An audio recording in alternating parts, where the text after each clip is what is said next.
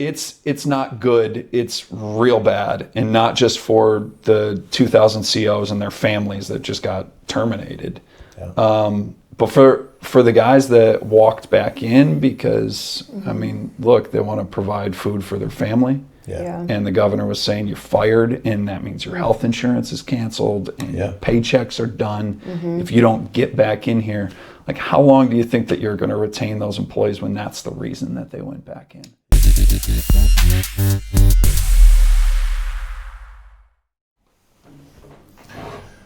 Got my Deliver Fund. This was from Nick McKinley.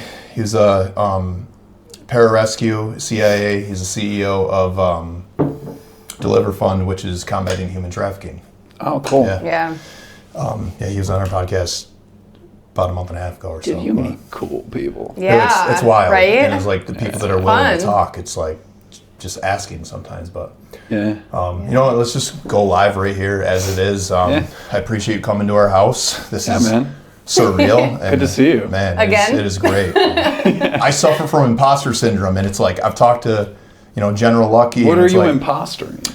I don't know. Just nervous talking to people that are more accomplished than I am. That's how I used to look at it. But I'm getting a lot better. But I'm like, man, my former company commander is coming to my house. Dude, like, you have a killer podcast. Who's more accomplished than you? Nobody in this room. Driven. The motivation. You can't compare.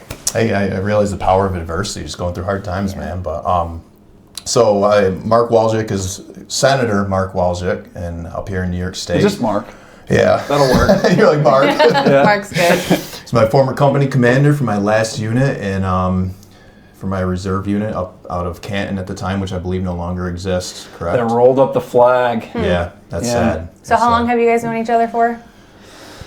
2016. Oh, wow, okay. That's when I transferred up there from 444. Well, that's when we met. Yeah, you met about the same time as us, because we were just talking about that ball we went to. That was a great time. So much fun. But things have changed a lot in this short period of time. Yeah, man. I got married, 2 kids. Yeah, I got married. Couple new jobs. No more kids. I don't need any more kids, but I did get married too. So. But as far as things right now, like just thinking about like. If I were to, a year ago even, if somebody were to say, hey, the National Guard is deployed in New York State prisons. Whoa. Yeah. Like, I'm just going to get right into it with that. Yes. It's just surreal. Yeah. And I'm sure we could make this a long conversation, but I would like to hit any points you want, and I'll let you lead off on it. What is your role, and what are you advocating for? Dude, there's so many, just to kind of start the conversation on that, there's so many things that I think people really don't realize. So as a TPU soldier, as a reservist, a weekend warrior, you understand 1 weekend a month, 2 weeks a year, a call up, what it means to get mobilized and deployed. Yeah. And so you can kind of relate to the brothers and sisters that serve in the National Guard. The main difference between the Federal Reserve, where we serve, and the National Guard is that the governor is in your chain of command, can call you up for states of emergency in the state. And we're used to that if you got a bad snowstorm, ice storm, flooding, that kind of thing. Yeah. Right? Call up the National Guard. You don't think of the governor as calling up the National Guard to bust a union, for example. Yeah. I actually, with this governor, during COVID, and we know this, so our unit was Ready Force X. Remember this thing? Yep. So we went to NTC, we went to JRTC, we had Operation Cold Steel. It was tough to date somebody that was in an RFX unit because we had such a high op tempo, right? Yeah. As a company commander, I actually wrote a white paper about this thing saying like, hey, don't burn out the Army Reserve. The best people are going to quit. Yeah. This isn't sustainable, what you're doing. We have real jobs, we have families. Like, we didn't sign up to be part-time active duty. We signed up to like answer our country's call if we need to. Yep. And if you need us, we'll be there and we'll stay ready, but don't abuse us. That same thing was my concern when I talked to the governor and looked at her in the eyes. At the time, she was talking about putting in the National Guard as bus drivers because there was a bus driver shortage across the state of New York. And I'm like, look, the National Guard is not an easy button that you could just use to solve every problem. Yeah. So if you got a bus driver shortage, then you need to recruit more bus drivers.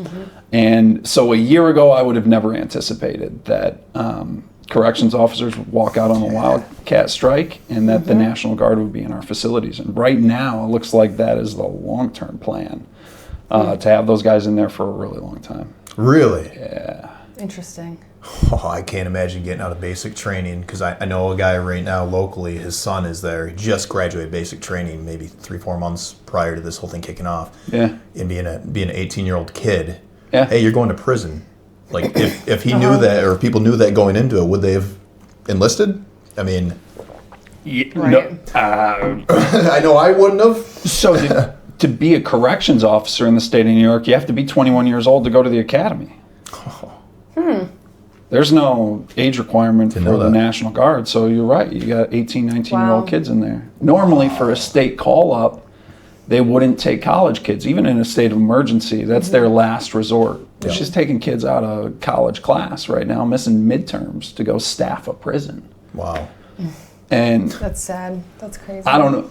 Like, also, these aren't all military police who... MPs, whether you're in the Air National Guard or you're in the Army National Guard, like they're trained in some like custody things and how to handle detainees and that kind of thing. But like, there's no discrimination for MOS. I was gonna say that. I assumed it was all one MOS. You got like generator mechanics and truck drivers and dental hygienists. Are they being treated all right in there? Yeah. Yeah, they're in the facilities. I mean, are they spending the night there and whatnot? I saw cots in there and a couple like different in a images. gym or something? Yeah. I think it's evolving. Like any Army operation, it's going to consistently evolve. And every facility across the state of New York is different. With how many staff ended up showing up back to work, how many corrections officers went back to work, how many they were missing in the first place. What the skill set of the National Guardsmen are on the ground there, and they're kind of working it out facility by facility. But I was up in Riverview, which is just outside of Ogdensburg, and that was like day 4 of when the National Guard was on the ground. And they were sleeping on cots in the offices out front and in the education building down back, and not in a great situation. They were tired. They looked like they were in the middle of an NTC or a JRTC rotation. You know that look on a soldier's face. And I went into kind of like their battle desk area and got a briefing from the CO and the NCOIC, and just talked to them about their operational concerns and stuff. You're not gonna believe this one. I think the National Guard at this point has figured out food for most of them now, but they showed up with no feed the soldiers plan. Like, I couldn't imagine ever taking Joes into the field without a plan to feed them. And when I was there, they were eating community donations. Wow. So like the Ogdensburg community had come in, and corrections officers were stuck in the facility with constantly 24/7. Like the guys that were in there were just stuck, told that they couldn't leave. So the community came out and was like bringing in pizzas and donuts and granola bars and energy drinks and all kinds of stuff, right? Awesome. And that's what was feeding the National Guard when I was there. Like, wild. I'm like, you didn't even get MREs? Right. Well, that's crazy. So I think just for even now some people, and in the future when people watch this, can you explain why there's a strike or was a strike going on? Good idea. There's some history. Yeah. All right, so we're going to go back to like the 1980s. Okay. So New York City was a mess. And to clean up New York City, the mayor of New York City and the governor of the state of New York built a bunch of prisons upstate and started arresting people and putting them away. And they cleaned up New York City. They cleaned up all the crime. Prostitution, drugs, primarily drugs were rampant in New York City. There were a lot of problems. So they started putting people away. We're pretty aggressive in it. So they built a lot of facilities in upstate New York, where it's a little bit cheaper to operate a corrections facility than it is downstate, and you had the space to build them. So they built a lot of facilities in the 80s, and they've been generally drawing down that population and expeditiously the last few years drawing down that population. On top of that, there's been some political changes in our capital in Albany that have sort of shifted the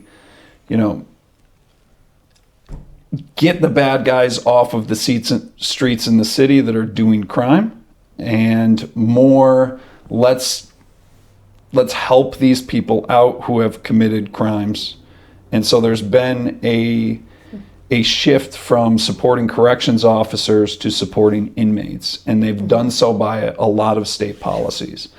One of the main reasons that they had this wildcat strike and this walkout, and they've had staffing issues that have been pretty because of a lot of these reasons. But one of their major sticking points is they passed this thing called the HALT Act. So as a punitive tool, as a timeout tool, corrections officers had the ability to put somebody in, they'll refer to it as the box, or some people will call it solitary confinement. It's not really solitary confinement. Officially, the Department of Corrections calls them special housing units. You still have access to like your tablet and radio and phone calls and the library and some outdoor rec time. So it's not like on Shawshank Redemption where you like close somebody in a hole in the ground. And they go crazy. And, yeah, not at all. It's a highly monitored section of the jail where COs are always doing the rounds, but you're in your own contained cell. It's actually, which is wild, it's probably what most people think a prison is like. So the special housing unit has iron bars, a door, and you're contained within a cell. Medium security facilities, this is another thing that, like, unless you've toured some corrections facilities or work in that business, you don't really realize. But medium security facilities in the state of New York, you have one corrections officer over an open dorm. And that open dorm has like 50 or 60 inmates in it. And they have their own like cubicles with a bed and a foot locker and some space, but it's their own little space, but it's a wide open bay, and you have one corrections officer on a platform that kind of is able to oversee and then does the rounds. But they're just kind of in charge of governance over that whole thing. They can call for backup if there's problems. But that whole situation, like, you're only keeping peace in that if you have a mutual respect with the inmates and if you're able to control that situation. So what the HALT Act did was it took that tool of special housing units away from the corrections officers. So you couldn't put anybody in a special housing unit that was under 21 or over 55. So that includes if they assault a corrections officer, for example, or throw feces or piss on a corrections officer. So what's the point of that? Why is there... So the advocates for inmates are saying that this system was abused, that corrections officers are just, they call it torture, that they have to be in a special housing unit, that they're not in the general population. Go get on your tablet. Oh, okay. It's like, that's crazy to me. What is wild is since they put this, and it also really restricted the amount of time that somebody could be in there. So you could assault a corrections officer that is still out injured, and you're back out in general population by the time they get back to work. Wow. And one thing that like the advocates are just completely ignoring right now is that inmate violence has doubled since they put this HALT Act in. So inmates actually prefer this because they don't want to get assaulted by other inmates. It's good to take the most dangerous individuals that are obviously violent, and we're talking about criminals. I mean, they've committed serious crimes. This is what got them in the clink in the first place. But you're more likely as an inmate to get victimized by one of these bad guys if they don't sit in timeout. So it's a really ugly situation, and it's been real bad for our COs. Well, that's kind of how we got here. The other huge issue is the drugs that are rampant in our facilities.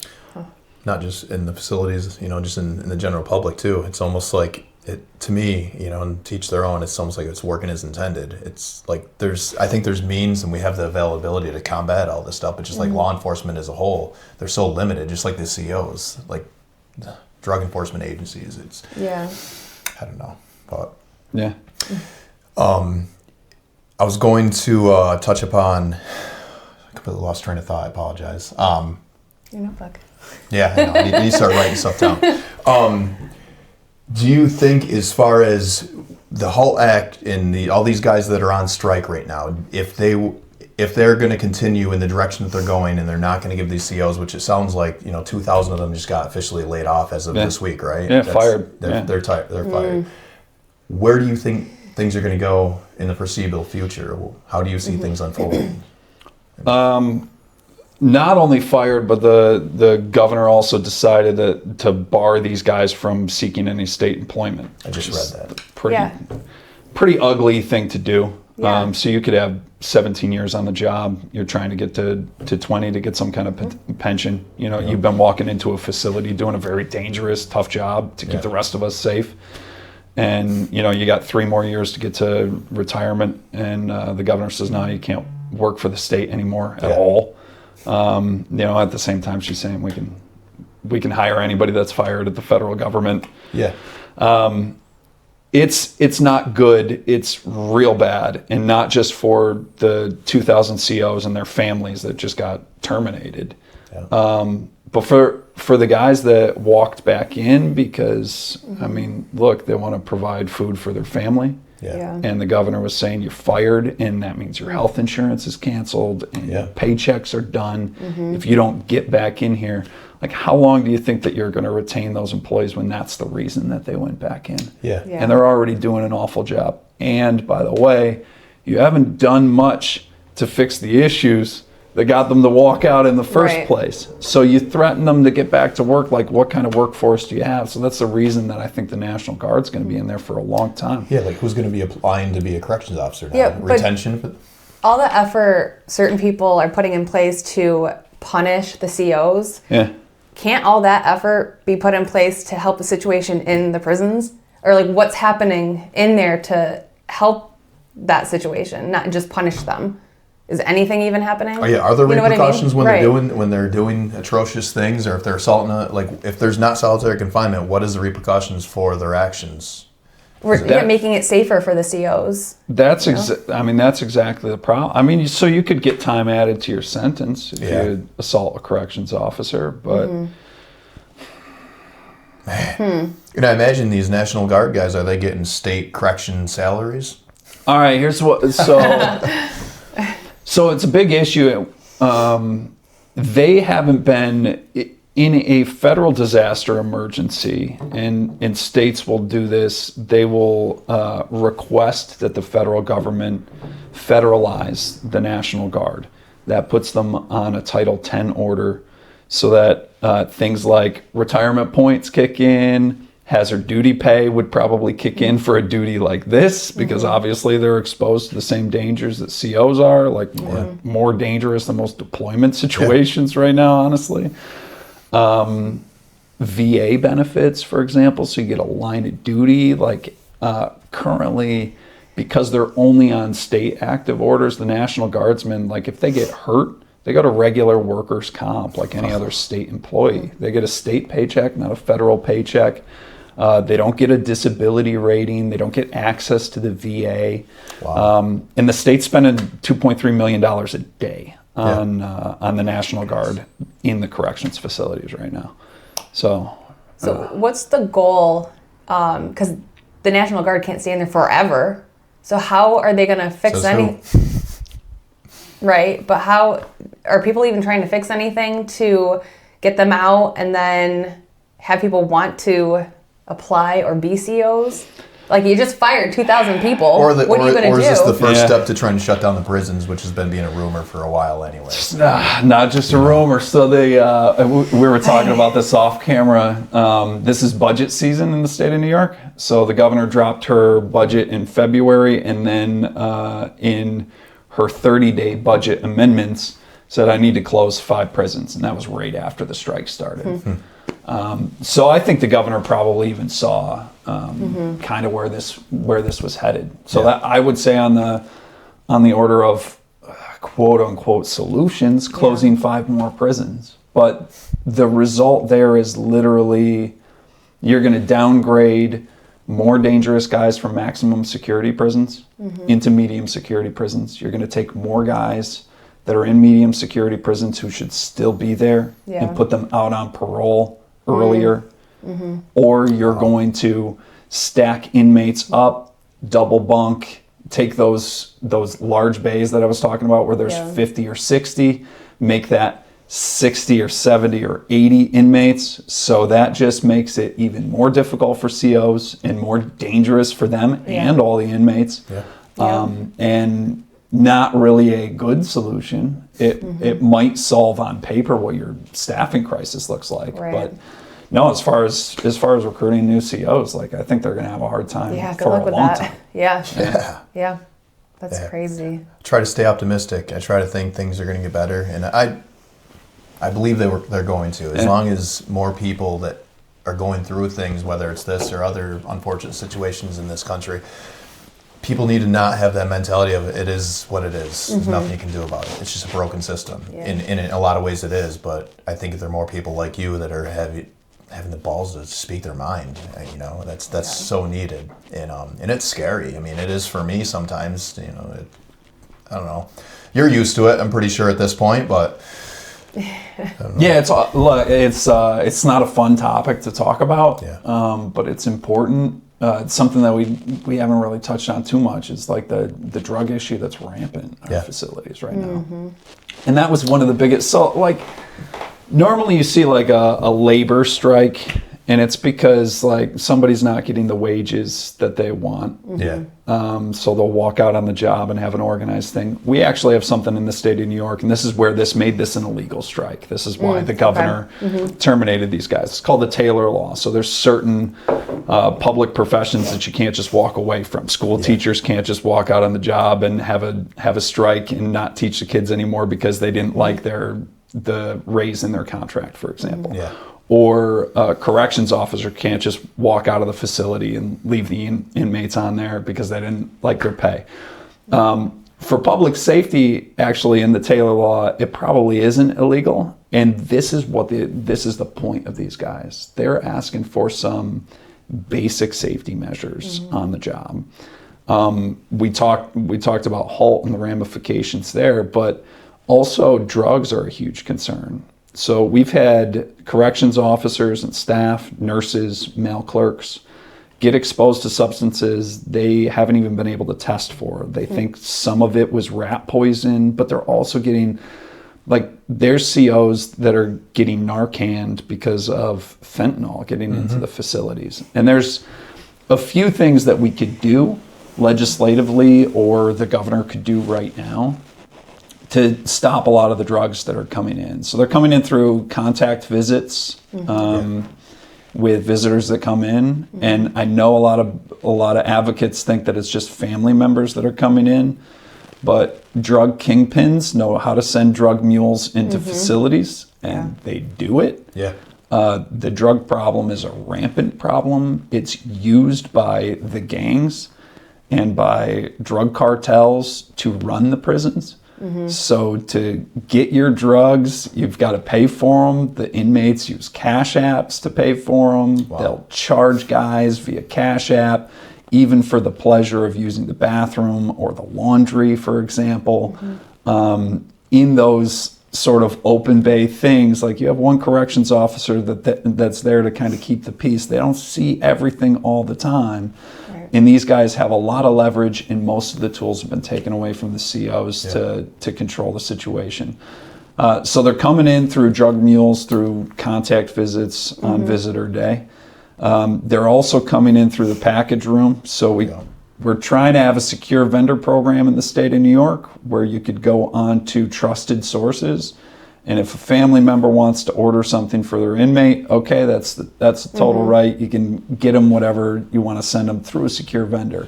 But the state's been pretty unwilling to actually have a secured vendor program. So you could have an Amazon box, tape it up, make it look like it was shipped from Amazon, send it to the inmate, and like it's laced with drugs. They've been putting drugs in the glue in boxes and all kinds of crazy stuff. So don't they have to like open letters and stuff when things are sent to prisons, or is that like so how do they check that and miss stuff? So mail is the third way. And a lot of facilities have gotten pretty good at checking the mail. So what they'll do is they'll take the mail that comes in, they actually open it, make a copy of the correspondence, because like they'll lace paper with drugs or soak it in drugs so that the inmates can crush it up, smoke it, get crazy high. And this also, it's not just like they're getting high, like they're getting wild. And they fight COs and they fight other inmates. And you hear all these crazy stories about like K2 and Spice and those kinds of things that they get on, and they black out, fight everybody, are very dangerous to themselves and others, or they'll get Narcan. They come to, and they're coming to like in the hospital, and they don't even know what happened. They got like that high, right? So facilities have been copying the mail. We finally got that, but they figured out that there's a legal loophole. So if you put an attorney's return address, you can't open legal mail. It's like all of a sudden there's all this legal mail coming through. So if it's an attorney's return address, then the facilities are prohibited from opening that because it's legal mail. So that piece can't get opened by staff and has to be sent directly to the...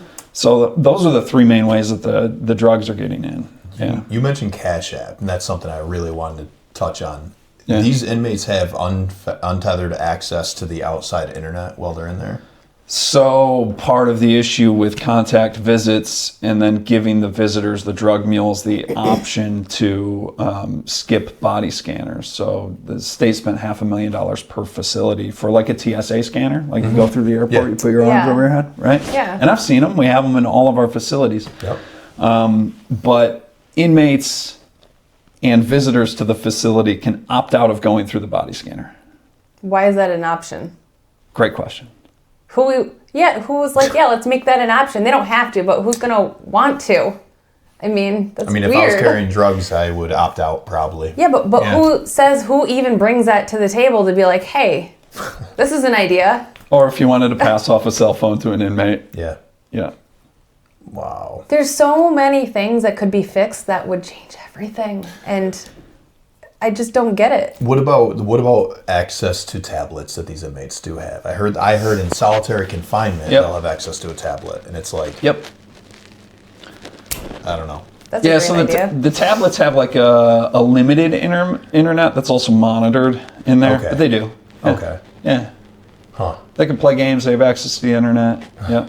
Access to the library, to the. So if I was a homeless guy, that sounds like a pretty good gig. It's not. You know. It's like a medium.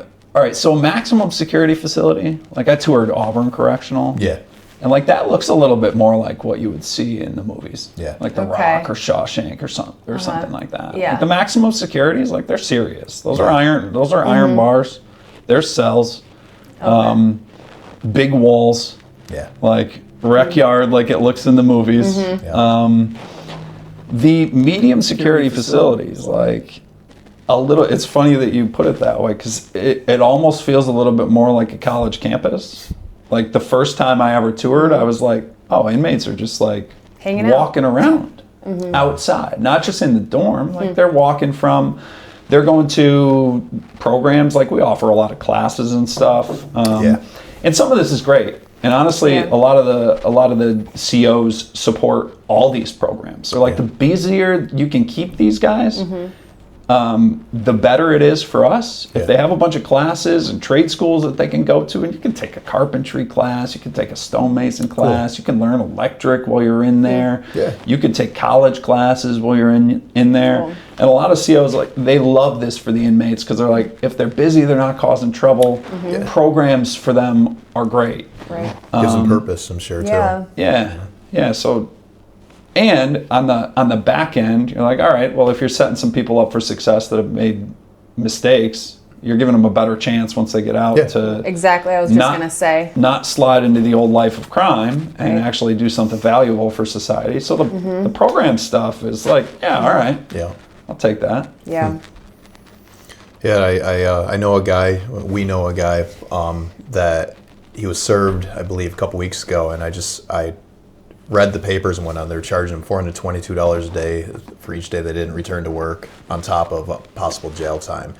And it's like, because I've been through a lot of adversity in the past couple of years, and things that I believe are just completely out of my control, that are so unfair, but putting myself in that person's shoes, it's like I couldn't imagine if I was scared for my safety. And if I didn't go back to my job where I'm scared for my safety, I could go to jail and be fine. It's like you're kind of between a rock and a hard place. And I also heard, which I don't know if this is true, but I heard the people that were on FMLA, or people that were out of work for other reasons, they also got terminated. Is that accurate? Yeah, it sounds like some. Yeah. Wow. Yep. Wow. No, that's wild. I just don't understand any human that has the power to fix that would do the opposite. Yeah, and it doesn't. It sounds like, even like, I don't care how far left or right people lean. Like, it seems like anybody that would listen to what's going on, they would be unanimous. You know, they'd want safety for the COs, safety for the inmates. You know, more of a You'd think monitored system. If drugs are an issue in there, like, why not make things more difficult rather than easier? Unless it's intentional chaos. That's the only explanation that makes sense to me. But. Well, it's a little bit political. Yeah. Right. And not like in the basic nuts and bolts of politics. Yeah. So New York State politics, like the political leaders are from New York City, and most of their majorities are from New York City. So the parties that are in the majority in the Senate and the Assembly, and also the governor, they're all the same party.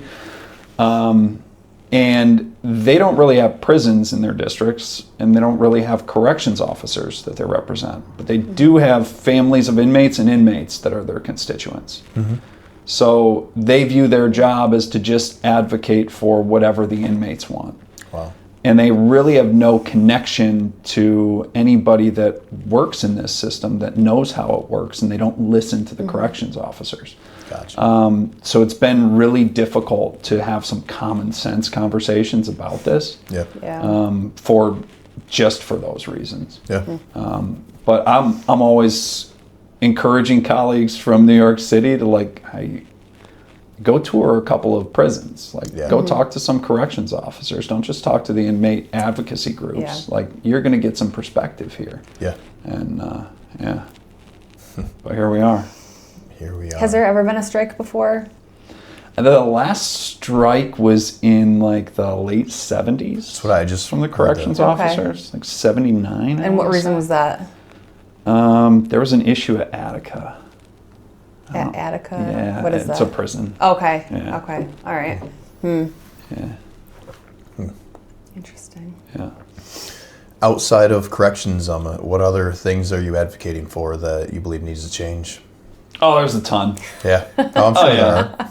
Yeah, welcome. What's the top of your list? Okay, yeah, good. All right, so today was the Senate's one-house budget, and we've proposed, all right, ready for this? We've proposed an increase in state spending over last year. That increase in state spending over last year is larger than the state budget of 18 states in the United States. Just the increase? Just the increase. Wow. Okay.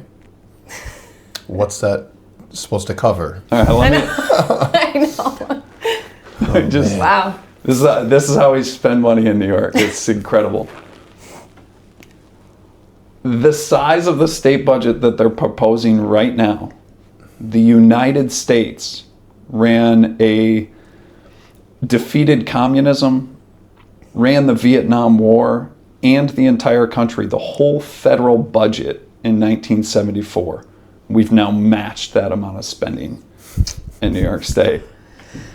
So I would say that's top of the list, because that's what's next on the docket. Is we spend a lot of money. We spend it in a lot of weird places. We spend it with a really low return on investment for taxpayers and for citizens of the state of New York. A lot of waste, a lot of bloat. And then you're talking about things like, all right, then we're going to close 5 prisons, and then we're going to put more criminals back out on the street. So I think we're headed in the wrong direction in a lot of ways. The Senate district that I represent is rural, so care a lot about rural issues, things like access to broadband and cell phone coverage and like basic needs. But like, I also represent people that like they know how to handle their own. They want to make a better life for themselves, so they do care about things like high taxes and how to grow my business or how to support my family, how to put food on the table. This state is also moving very quickly to electrify everything. So pulling out all the natural gas and defossilizing and going zero emission. And they have some really aggressive timelines for everything from electric buses to like can't heat with anything fossil fuel in your home. They got some pretty aggressive timelines on those things. So that's including upstate New York for that? Oh yeah. Oh wow. Nice. Feels like we're going down this, like we're going to be on fire like California. Like, I don't know. Yeah. Like when do things start burning to the ground? Yeah. And that's not being optimistic. Yeah, it's like, well, I don't know. So can you tell us something that is good that's happening? Like anything? Yeah. Okay. Yeah, probably not in state government though. Oh man. All right, so it's like, this is what happens when a balance of power gets out of whack. So we have one party control in New York State. Hasn't always been that way. Even in they call this a blue state, but even in a blue state, we've had Republican governors in the past. The Republicans controlled the New York State Senate for 150 years. Those kinds of things always brought a balance of power. Obviously, New York City is going to be like the political might of New York. That's where the bulk of people live. They have a different perspective on the relationship with government. And on a lot of these things. But you need some balance to that or things get really out of whack. Yeah. And that's been the real struggle there. But yeah, I got lots of positive things. Like I got a 1 and a 3-year-old boy. Like right?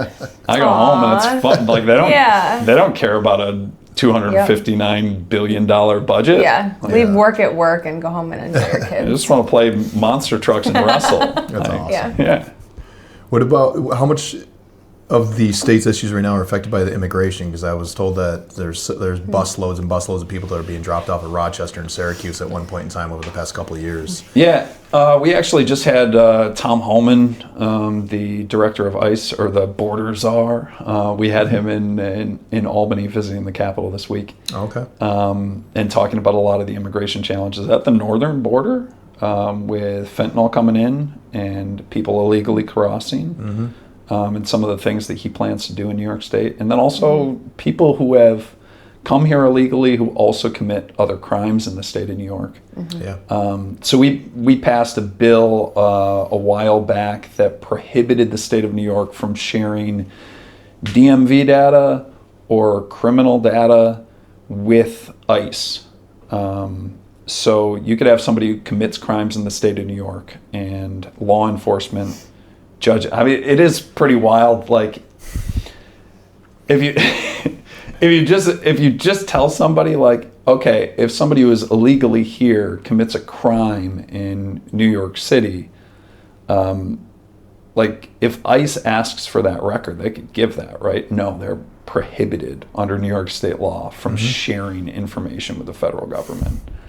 Okay. If the courts convict somebody of that crime, then we can share that information with the federal government. No, the courts are prohibited from sharing that information with the federal government. Okay, if somebody is then imprisoned who is here illegally and commits other crimes that lands them in the prisons that we were just talking about, on their release, clearly, like that's when they get deported. No, the criminal justice system in its entirety is prohibited from sharing that information with ICE.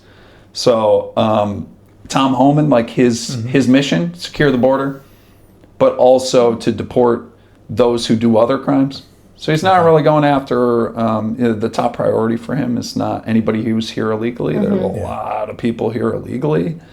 So that it's not really the mass deportation thing that some have said. He is hyper focused though on people who came here illegally, aren't really welcomed guests, and then commit crimes while they're here, he wants them deported, and in a bad way. So he came to Albany to talk about how the state of New York really needs to cooperate, that law enforcement needs to be able to talk to each other. Yeah. And if they're uninvited guests and they commit crimes here, like, we got to get them back to their, you got to go back home. Yeah, that seems kind of reasonable. I would think most people think that's reasonable. Yeah, but some people don't. I don't know. Yeah. Yeah, I kind of wanted to shift. This is for like a personal, this is, I guess, just personal. Talk about kind of like your experience in the military. How long have you been in the military? 12. You're in 12 years now. I got 12, Good coming for you, up on man. 13 in June. Nice. Yeah. Okay, cool. I was in NTC, and do you have a really good memory? Dude, wasn't that a great trip? It was. I didn't mind. Looking back, I'm happy I have those memories. Like, and I'm one of the few people that I don't talk shit about the military. I enjoy it. I have no regrets. Were there things that sucked that were? Yeah, but I remember there was a night I was telling her You about were this with guy us at recently. JRTC too, right? Yeah. Yep. I was sleeping behind a 113 one night. Okay. I don't know if I wouldn't expect you to remember this. Did I hit you? No. Did I put hands on you? I was sleeping behind the track on an incline. Not where I should have been sleeping. I wasn't intelligent. I woke up in the middle of the night and somebody, who the fuck Did the is first sleeping sergeant put hands on you? No. Just once, no. No, I woke up and it was probably like 3 a.m. after like a 30-hour mission, and you're like, I'll never forget it, because you're like, the last thing I want to fucking do is have, call your family and say you died in a training event. Pretty fair. It was reasonable. I was sleeping in a spot I could have died. The following night was when the 2 people got killed. Yeah. Yeah, I'll never forget that, man. I was just like, That's insane. that could have been me. Yeah, man. That's so sad. Yeah, but Well, listen, a lot of it, it's a danger. Like, that's a dangerous training. yeah, I guess right? on average somebody dies every rotation. Yeah. Or something like, Yeah, it's That's not crazy. like, that's wild. I mean, you're moving a lot of heavy equipment around. Yeah. In the dark, sleep deprived. Yeah. Like, it's meant to stress you out and to stretch you out. But then there's a reason that we have some of those basic safety and I know, like, it's so crazy because the Army, like, does these, like, safety things that can seem very annoying and really silly sometimes. Yeah. But then there's some of them that, like, the first sergeant and I, like, we honed in on, and it was like sleeping behind tracks or under wheels or in an undesignated area. Like, you could literally get run over out here. Yeah. And it's not even like that guy, like, even if he's paying attention, he's still driving that thing around wearing NVGs. And, like, you're wearing camouflage on the desert ground, man. Like, That's Yeah. 2 people and I'm getting run over in the middle of the night, ground guided right over. I'm sleeping in an undesignated area. what platoon were you in? Then I honestly don't. I think 3rd platoon. You were in 3rd. Yeah, Because I went to NCC we put twice. hands. We put hands on people out there. We rolled up on. I got a little. So we left. We left the talk. I don't even know, man. You do things that are sleep deprived. But the first sergeant had the water buffalo, and he was very concerned about water in the troops. Yeah. He's like, I want to make sure that they're topped off. Like, we got to go find them. And I knew where 3rd platoon was, and I was like, all right. And then we got diverted because there was this minefield laid down on a road. And then we were like on backcountry and almost drove us off a cliff. Like, didn't get lost. But, like, definitely, and this is all in the dark, all in RPGs, right? But you got OCTs that are with you. Yeah. And I'm like, I think we can go down this. And the OCT was like, nah, you're turning around. We looked at the terrain the next day, and I'm like, oh man, we would have been done. So oh my gosh, it's so that's why you got safeties out there. We were driving my through a God. field. I had a dozer. We were pulling. This is my I don't first think I ever rotation. told that story. First sergeant knows. I'm like, oh. We had the entire lowboy hung up, but we were going full throttle through this field, going up over this hill. The lowboy got caught up, stopped us in our tracks. We had the dozer D6 teetering like this on the back of the dozer. I remember in the middle of the night, and we're all stressed out trying to get that thing unloaded. And somebody told, "Does he need a hand?" I'm like, "What the fuck does it look like?" And it was a full bird kernel of the entire thing. He's like, "No." I'm like, "I apologize, sir." And he's like, "No, you're fine. How can I help?" But I'll never forget that. Memories, man. Oh yeah, yeah, lots of memories. But that night we rolled up on 3rd platoon Yeah. to water them, Yeah. and there were guys sleeping all over the ground. Yeah. And we were just my Flipping out. yeah, we were freaking out. Yeah. How was your last deployment? Whatever you're able to talk about that. Good. So, you know what a FEST is? Nope. Forward Engineer Support Team. Okay, yeah. Degreed engineers, pocket protector guys. Yeah. Smart guys like you. Oh, yeah. So I was on a team. It's an 8-man team, and they're kind of technical AutoCAD guys, diverse skill set from civil engineers to like geospatial and environmental and architect. The purpose of the team is like the Army Corps of Engineers does a great job with design, but they can't always like send guys into combat situations to recon. And we're a reconnaissance and design team. So the same guys that are going out and looking at it are starting the design, sometimes finishing it. So we were doing 100% design if it was a troop labor project for construction. Yep. And if it wasn't, then we do like the first thirds design, essentially like a good CAD sketch and enough of a statement of work that they could put out to bid for somebody to contract that thing for construction. Oh, okay. So really the reconnaissance and design is the skill set, and it was awesome. Yeah. It was a really cool mission. Cool. So we're based out of Camp Buren, Kuwait, which is a gravel postage stamp in the middle of the Kuwaiti desert. Gets to be 130 degrees in the summer. Nice. Yeah, so, all right. Sounds nice. So, like, it's good to be home. Yeah. And not showering with flip-flops every single day. Yeah. Like, those little things. Yeah. Camp Buren wasn't that bad. Like, Kuwait was okay. Like, but in the summer heat, it's 130 degrees outside. They have outside water tanks, and they're outside. So the water gets to be 130 degrees. You literally cannot, like, if you work out in the afternoon, you can't take a shower. Like, it's scalding hot. Oh, man. And then even in the morning, like that water from yesterday, still pretty hot. So if you have a good workout, like in the morning, it might be 95 degrees outside. So like enough for you to run. It's still pretty miserable. It's dark out. It's 95 degrees. But you go for a run, and then you can only get into a hot shower after that run because like the water is hot too. Right. So it's good to be home. But we saw some cool countries. Saw Syria, Iraq, Jordan, Saudi Arabia. Pretty cool mission in Saudi Arabia. Actually, how are things all over the there right missions now? were cool. Is it relatively decent? Right now they're wild, man. Oh, really? Yeah. Okay. I had no idea. I don't watch news hardly ever. So Yeah, I was there in kind of like a little bit more chill season. The war in Gaza had already kicked off, so there were a lot of security concerns like across the theater for that. I was there when Iran was shooting stuff over our heads at Israel, like all of those exchanges. Wow. Yeah, fireworks in the sky. Oh, scary. But and there was IDF when we were out there. I was never directly exposed, just like dodged that the whole time. Good for you. Yeah. My wife and I happy with that. Yeah. But so tense, but not too high paced. I mean, it's not going crazy. Probably better than being in Ukraine. I know. I'm hearing that's a lot worse. I talked to a buddy that's overseas. He's saying it's worse than what people are led on to believe. That's that's a hot and ugly war. That's a meat grinder. Yeah, and it's like technology. I work with AI quite a bit and whatnot, and it's he was telling me things have advanced more in the past like 6 months than they have in the past like 10, 15 years. You know. That's so crazy. Yeah. It's great. I mean, I could talk about that all day long. The prototypes that I just saw, they're completely unmanned fighter jets rather than just drones. I don't know if you saw those. They're just, the U.S. government's. So crazy. Dude, that's so Skynet. Dude, yeah. Yeah. And it's like, they don't have to worry about G's in there. You know, they're going to be able to do with, there's going to be no comparison. You know, that's not if, it's when. Yeah. So much of this. But then again, I mean, just about everything we look at and do, and it's like, what can't be replaced by technology given time? You know? Yeah, the fight is definitely changing and evolving. Yeah. One thing that was interesting about like just kind of watching that fight from afar is like how relevant artillery still is, though.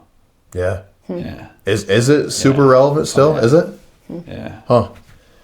I would just think it would just be so much easier to just strap shit to a drone and Right. send it off.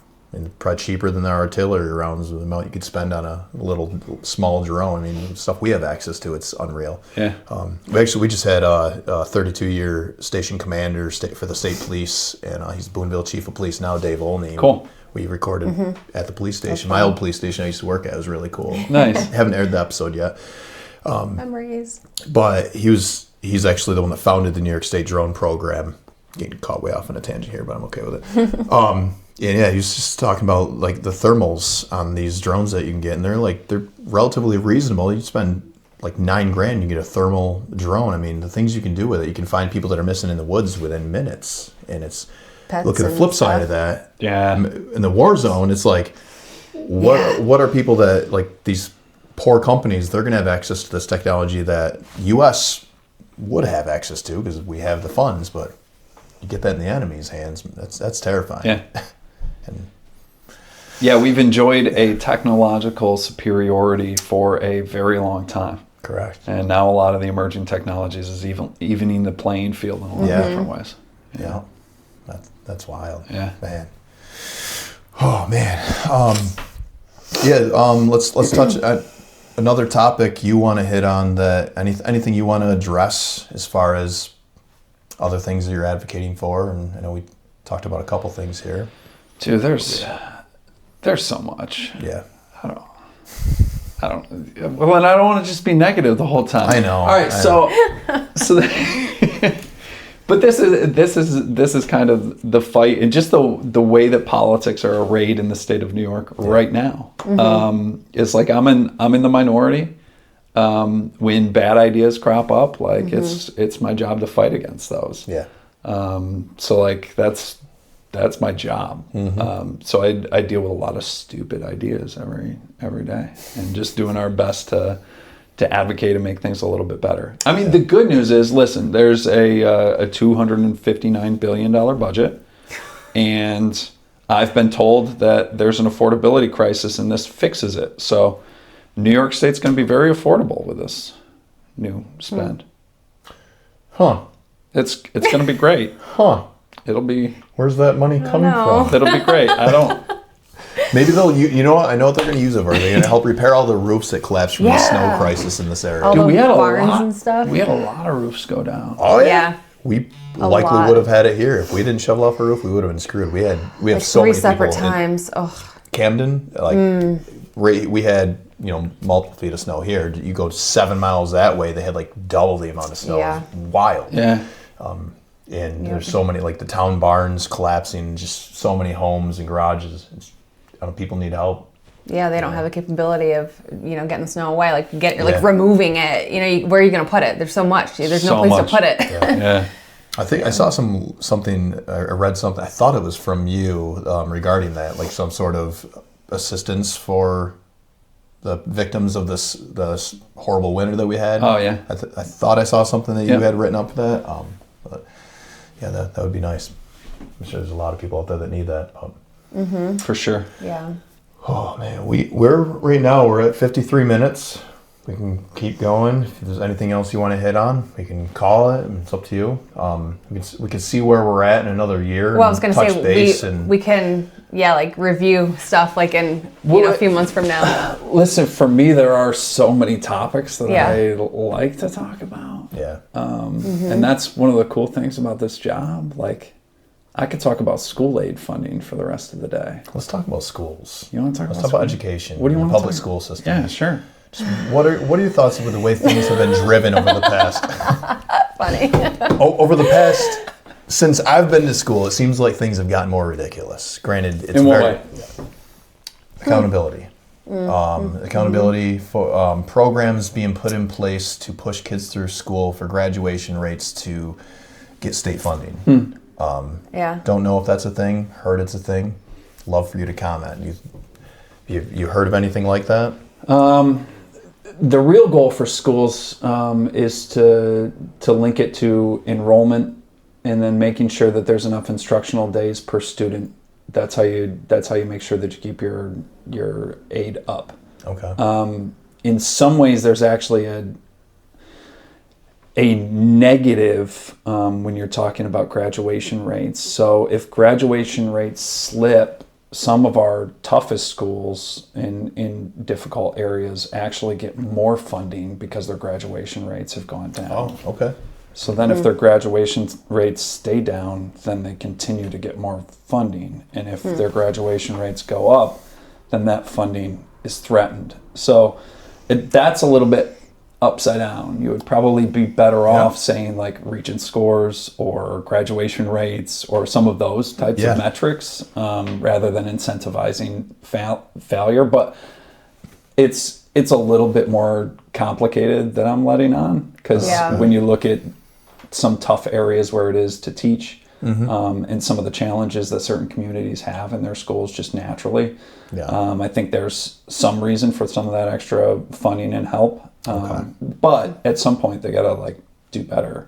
They do. I'm obviously, so I represent the largest Senate district in the state of New York, most land. It's 7 counties. I have 56 school districts. Oh, wow. And so I talk a lot about schools, and they're relatively poor and very rural school districts and pretty small most of the time. So they're very concerned with state aid, and at the same time, people are very concerned with their property taxes and their school tax. So trying to get the right mix to get good instruction in, recruit the best teachers. Something I've always thought is like starting teachers don't make enough in the state of New York. I know this is funny, especially for a guy that just criticized a large budget. But I think when we started, the old school way in the teaching profession was, you're not going to make a lot in the beginning. You might have to, bartend and work a summer job in order to, pay your mortgage. But by the end, 30 years of this, you'll be in good shape because the pension is great. We've changed the pension tiers.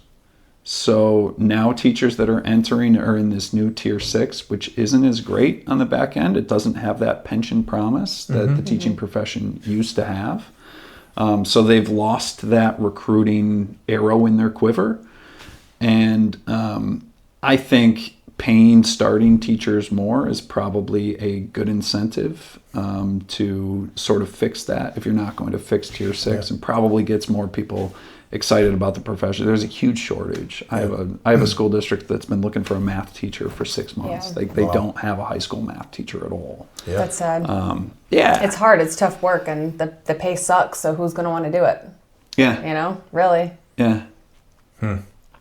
I mean, there's a lot more I would want to say, but I don't want to talk so bad about. But it's also, the purpose of working with kids, and you get the right people in the job, and people just showing these kids love, because there's so many broken families that these kids, many kids that are going through just hard times. And if you can survive and pay your bills and be a difference in someone's life, a kid's life at school, definitely do it. I love doing it. Definitely love doing it. But I couldn't probably survive on my own, and that's sad. Yeah, it makes me wonder, especially with food, the way food prices went up and stuff. What would somebody do? But it's not even just that. It's schools throw away so much food.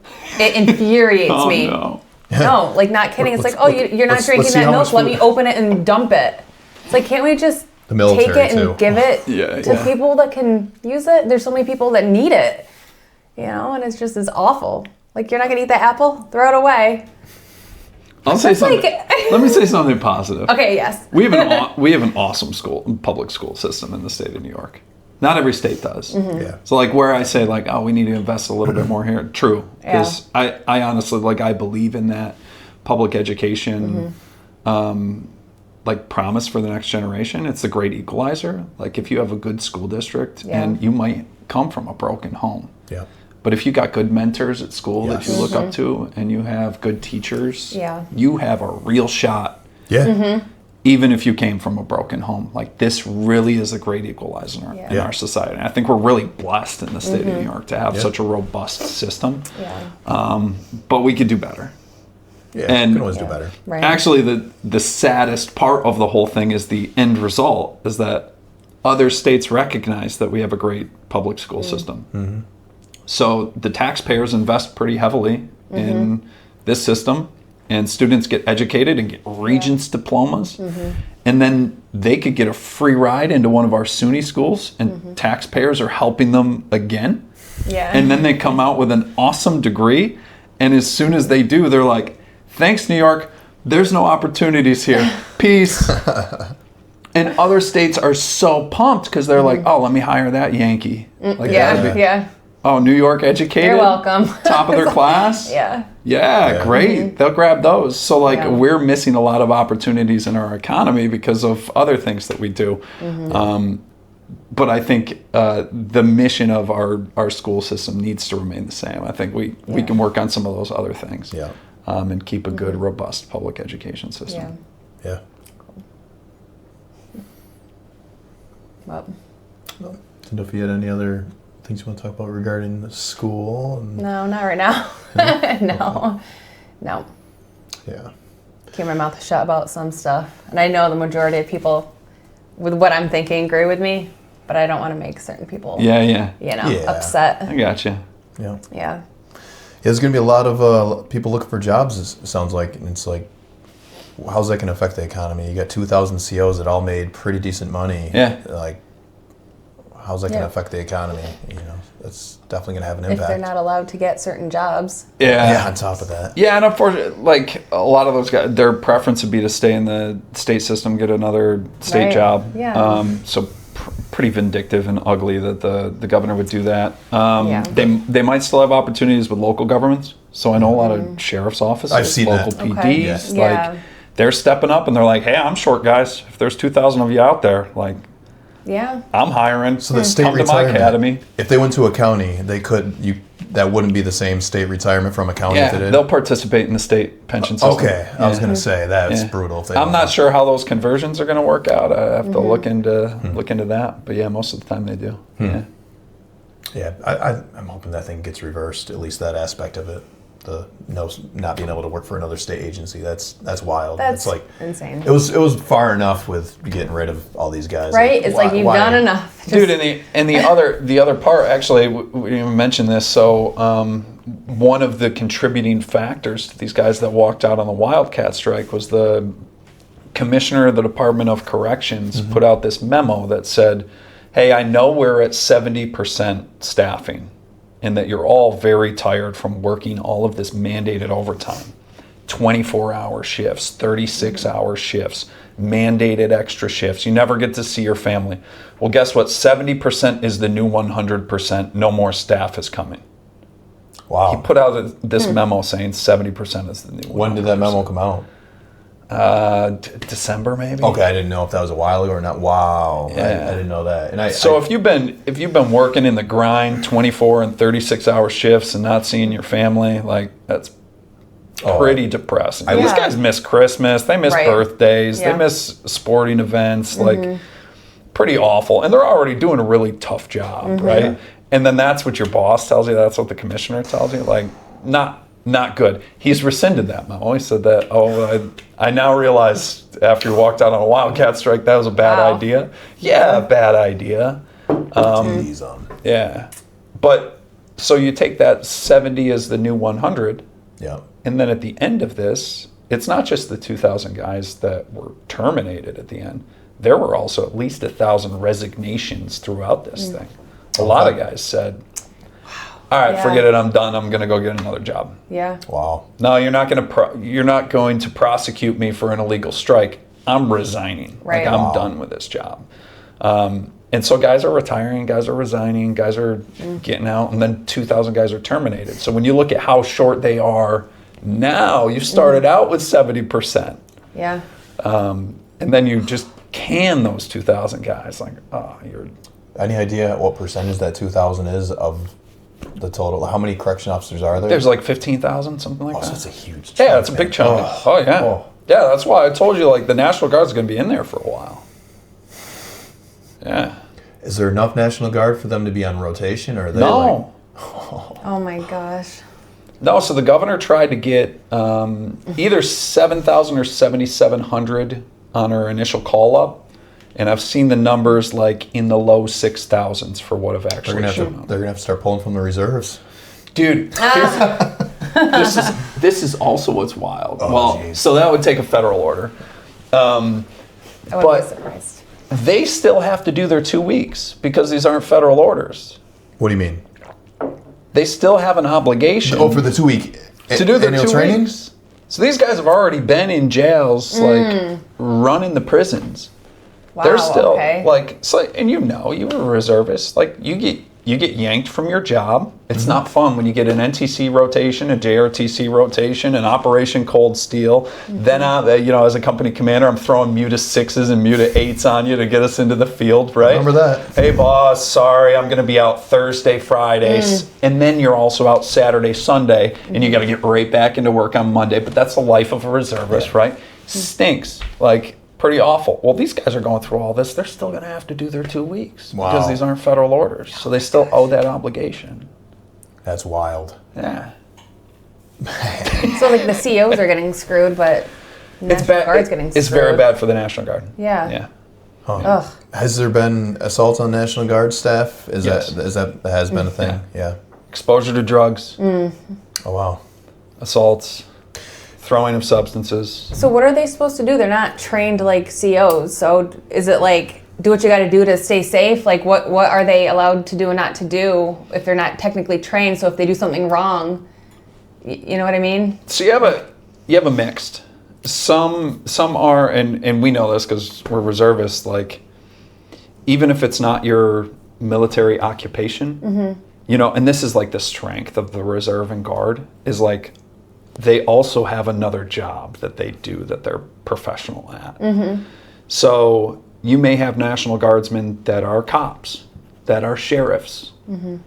You may have National Guardsmen that are MPs, even though that's not what they do on the civilian side, but they have some training there. Okay, They may yeah. be federal corrections officers. So what they're generally doing is like, all right, anybody with that law enforcement or corrections experience, like let's put them into Okay. those situations before we put a dental hygienist in Right. front of a, angry inmate Right, that okay. loves to slash people. Yeah. Right. So, they're being smart. There's good coordination in the system as best they can, but it's Right. still an awful situation. How is it not national news? Like I talk to people all over the country on a regular basis, and you would be mind blown. Maybe you wouldn't be. I mean, I'm mind blown by. I'm talking to these individuals that are relatively prestigious individuals, and they have no idea what's going on in New York State. They know nothing about it, and I'm just like. I would think that the National Guard being in these prisons would make headline news, but it's almost like it's not meant to, and it's There's been a little bit on Fox, a little bit on Newsmax, some national articles, but you're right. It's not. I think the national news right now is so busy with this administration that it's tough to even find any space in the cycle to elevate this. Here's the sadder truth about why this isn't national news. It will take a National Guardsman getting seriously hurt, maybe killed. Yeah. That's what it'll take to make this national news. Yeah. And that's the situation that they're in right now. Yeah. It's not okay. No, it's not good. Yeah. Not good at all. Yeah.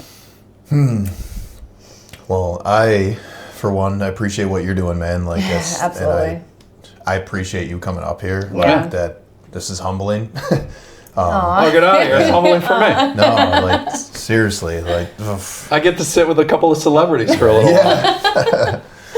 Yeah, it's been a interesting couple months. We dialed way down just life. Life has been just anxieties and worries about things and just what's going on in the news and overseas, and there's so much negativity going on. But I believe there's so many good people out there. I think there's more good people than bad people. I think the vast majority of people are decent. Yeah, but the news doesn't show you that. Man, and people don't talk about the good stuff, you know? I think that's why we're happier than most people. Like we don't really pay attention to it. We haven't watched the news in but years. It's like you got to find a fine line. Like how far do you bury your head in the sand? Like you got to kind of know what's going on, right. And I try to have a little bit of an idea. And then when I saw what's going on with the COs, I'm like, this can't be real. Right.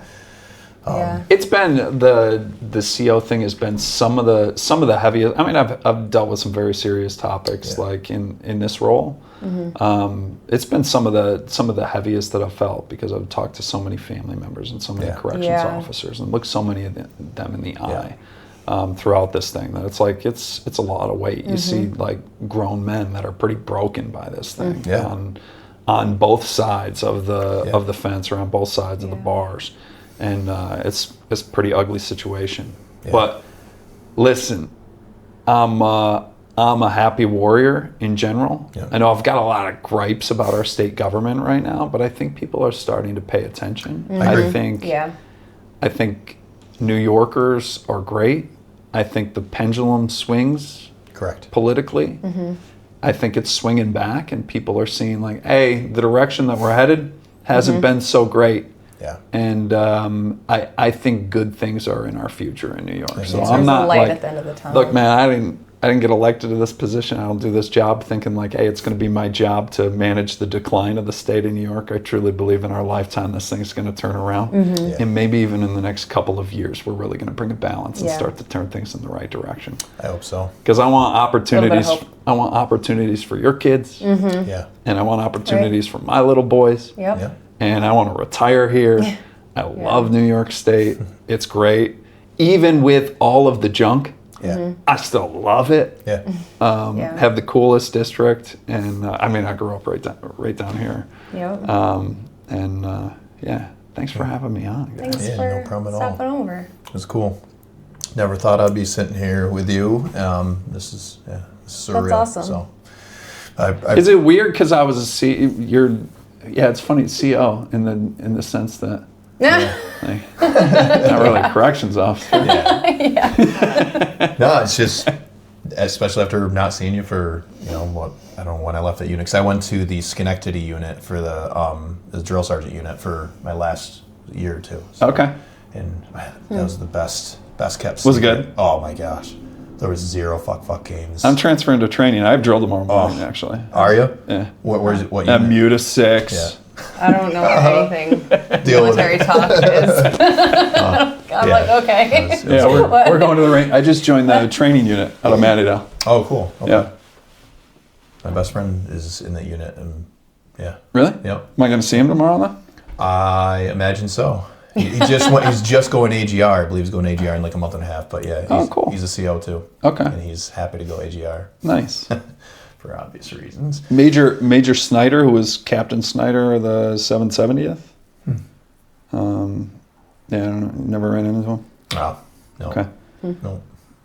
Yeah. He recruited me in. Oh, cool. And should be good. Yeah, good place to hang out. You'll like it. I'm sure. Better than being in the line unit. I don't know. It's good. It's a good experience. Miss the line unit. Yeah. I didn't mind it, but even as crazy as it was. Here, I'll kill the recording, and I appreciate it again.